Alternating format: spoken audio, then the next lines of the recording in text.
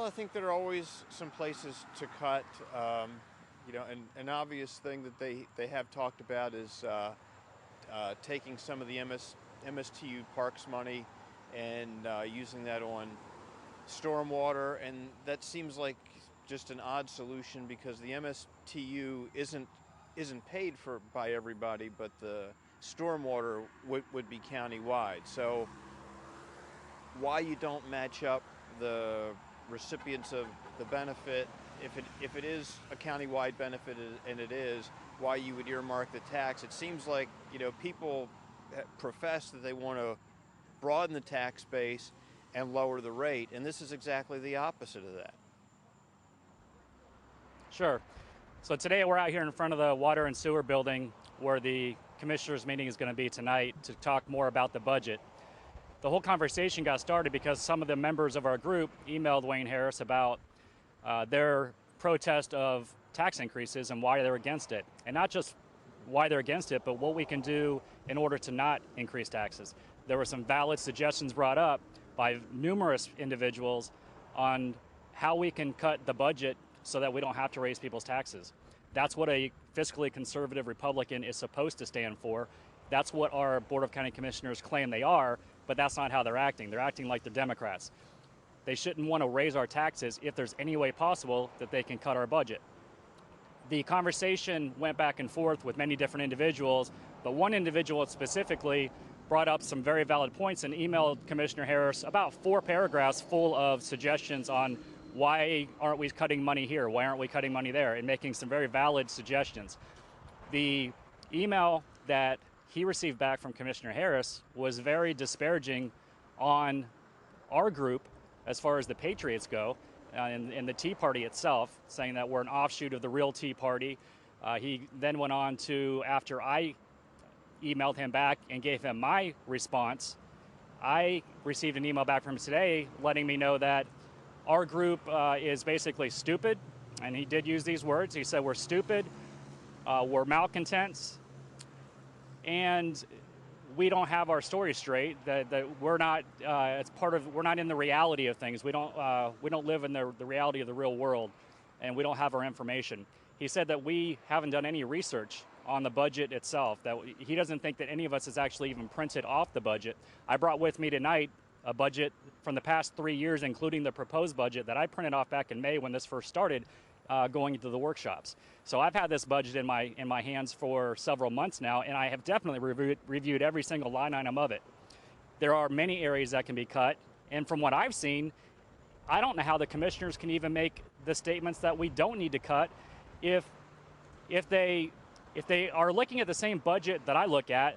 There's areas in there that are grouped into buckets that aren't broken out well enough to determine whether or not we should even cut anything, because there's no way to know what's really being spent. There's buckets of money just in groups called admin. Well, what does that mean? Why is $400,000 worth in that bucket? Let's have a real spreadsheet, a real breakout of details so we know what we're really spending money on. Do we really need to have an increase in taxes when we don't know, and I don't think the commissioners even know, what they're saying that we don't need to cut, and why we need to add on to the sheriff's office, why we need to buy new vehicles. One of the things I'm against with this is the fact that they want to purchase new vehicles for the county and for the sheriff's office. Well, I guarantee that a lot of those vehicles, and I've been told by people that they're still like 97 and 98% working vehicles. What's wrong with using those? I would venture to say that the majority of the citizens of this county drive vehicles that are older than what they're driving in the county right now. Why can't they continue to use the same vehicles? We don't need brand new vehicles all the time. We had the county administrator come in, brand new administrator, Ernie Padgett, comes in and says, hey, we're going to fix this whole problem. We're going to raise taxes, the millage rate to 10% in addition to what it is now, and we're going to do a 5-cent gas tax addition. And to me, that's just a shell game. It's something that politicians do all the time. What they do is they come in with a tactic like this and make it out like it's the end of the world, and we're going to have to raise your taxes this huge amount.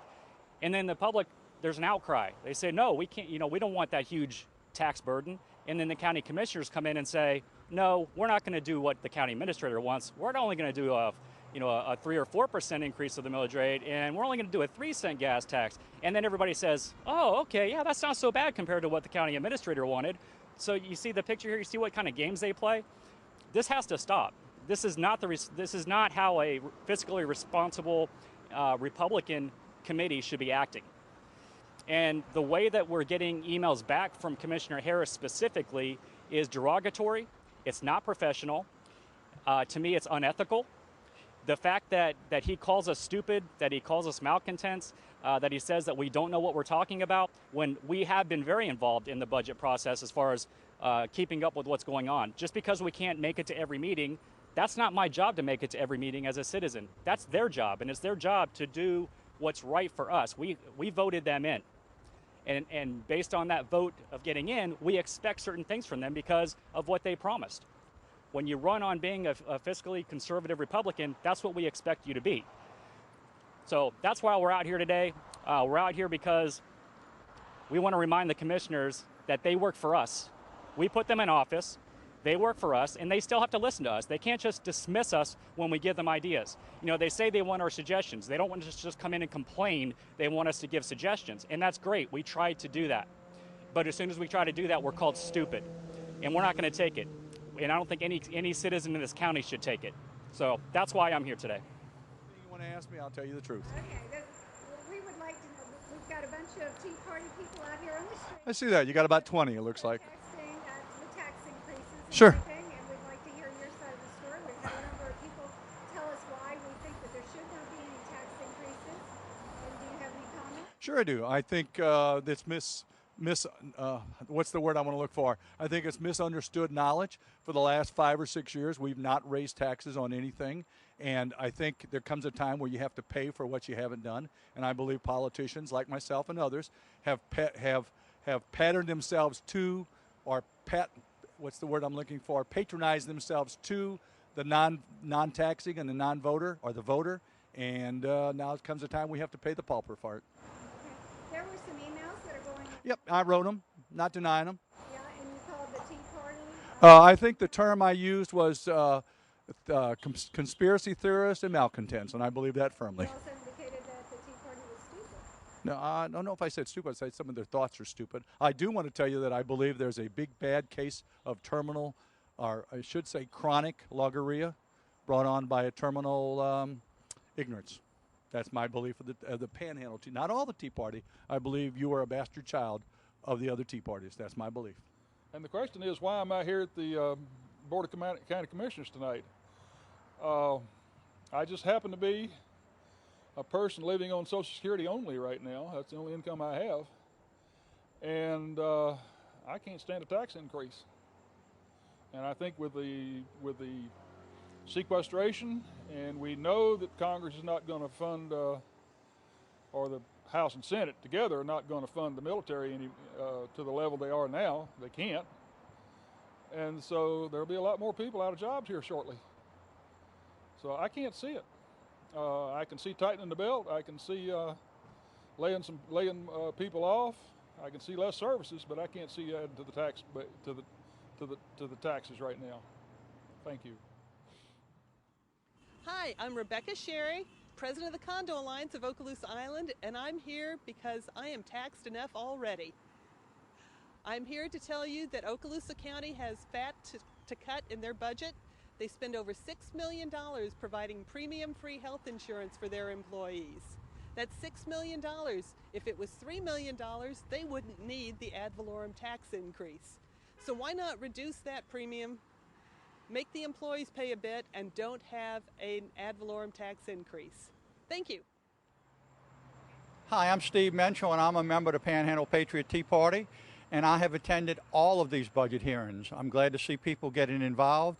One of the things that trouble me greatly is that our community is facing taxes. And I can tell you, because I've personally been at every one of these budget meetings, there's virtually a handful of people that attend these meetings. And the only way our commissioners are going to get a message is if people show up. Unfortunately, the decision was made on July 30th, where the commissioners voted at that time on the ad valorem tax and held off on the gas tax, which is a potentially 3 to 5 cent increase. At the July 30th meeting, commissioners voted to potentially, keyword potentially, raise the ad valorem taxes to 4.3%. By law, what that means is they can't go any higher than that, but unfortunately, they could charge us 4.3 in ad valorem tax. At that meeting, at the end of that monumental meeting that lasted over 6 hours, myself and only one other citizen from this county was in attendance. So with that kind of participation by the folks in the county, the commissioners don't have any option. They do what they want because they don't get any feedback. So I encourage everybody to get involved, and whether you're for or against it, to let your voice be known. Thank you. Hi, my name is Jamie Tabor-Smith, and I am running for Florida House of Representatives District 3. I'm here to support the enthusiastic and active citizens that are concerned about their local government spending beyond their means. And I would just like to say I think it's absurd that some of our representatives in Tallahassee will vote to support for sales tax incentives for special interests while they're talking about raising our taxes here locally in Okaloosa County for basic infrastructure.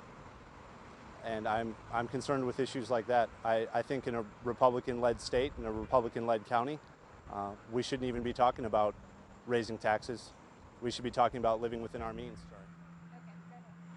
The thing people don't look into, and they don't really consider that much until it's too late, just look at what's happening in Detroit, are the costs of employee benefits, the retirement benefits in particular, going out into the future.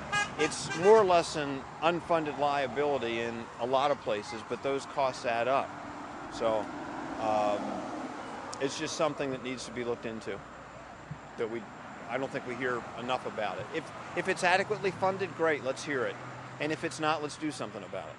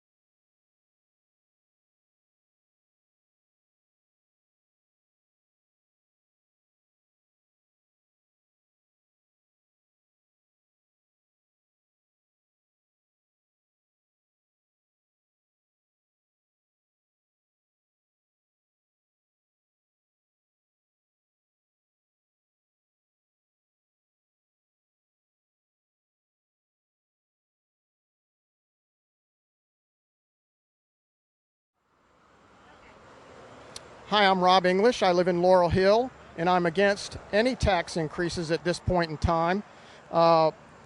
If you could see, if I get a chance to talk tonight, I'll show you during the previous years, from around 2005 to maybe 2010 or 12, what happened was the government here had a surplus of money because of the housing boom that was artificial and really disastrous for our housing market. But during that time frame, they actually had a surplus of revenue.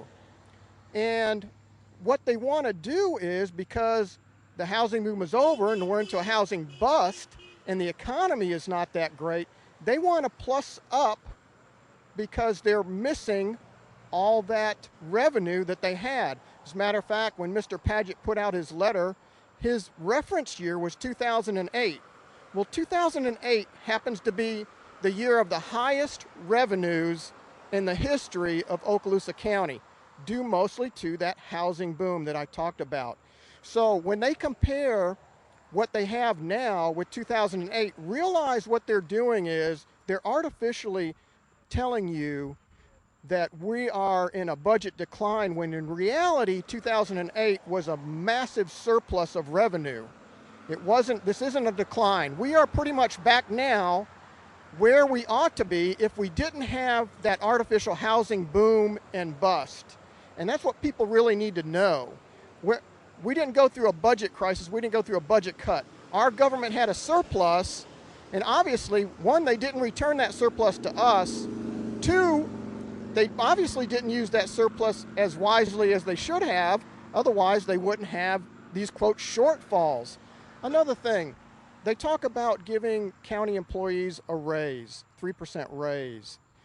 In reality, they did give them a 3% raise. I believe it was in 2010 when they paid for the employees' retirement of 3%. So what happened was the employees had the same paycheck in 2010, and then they got a 3% addition in their retirement account. So they got a 3% raise, just wasn't in their paycheck, it was in their retirement system. I've looked through the budget. I can find numerous places of where we can cut spending, consolidate operations, and do away with waste. But the other day, when I asked the new commissioner, Nathan Boyles, where he would cut the budget, he basically said, well, I haven't had enough time to study the budget to find out any cuts. Well, that doesn't pass the common sense test because he's the one pushing for more revenues. So if you haven't had time to study the budget enough to find any cuts, how can you in reality say, I'm for raising taxes? That doesn't pass the common sense test. Not only that, but he got elected in November. That was 9 months ago. And he had at least a year to campaign. You would think someone running for office would become more familiar with the job duties in the budget. And I just find that not acceptable for a county commissioner, and especially when we're paying them over $60,000, which, by the way, is twice as much as a school board member, and the school board actually generally manages more money than our county commissioners. That just seems strange to me. Also, if you notice in the paper, our county attorney just retired. His salary was $170,000. Think of that, $170,000 salary, plus benefits. Maybe that's why our county doesn't have the money for their stormwater projects and their roads and their bridges. They probably need to take a look at county employee salary because, wow, $170,000? I think they need to understand that we want people in government that understand service before self. Okay? We're not hiring people to do the job in our government to get rich. We are hiring them to represent us and do a service. I think they've lost track of that specific point. In addition, you know, the TD scandal brought out a lot of interesting things in our county government. First of all, we saw a failure of governance by our county commissioners. The statute says that only money can be spent once passed by your county commissioners. Well, they let Mark Bellinger run wild, and he spent millions of dollars that he shouldn't have spent. If you go and read the state audit, you'd be amazed at how many times we violated Florida statute, violated policies, or didn't do the right thing with approximately $15 million of tax money. This is an example where if you give your government more money, they're probably going to find ways to abuse that money, and that's what happened. As a matter of fact, one has to question, why do we have a TDC? Is it fair for government to pick and choose specific businesses to tax others to support that business? I don't find that anywhere in my Constitution. I don't know if you do, but I don't find that we should even have a TDC, because if you look at what the money was spent on, it's definitely not there to support us, we the people. So please join us in our fight against increased taxes. We need our government to sit down and find waste, abuse, fraud first before they decide that they're going to raise our taxes. And let me tell you for a fact, that has not happened. So thank you very much.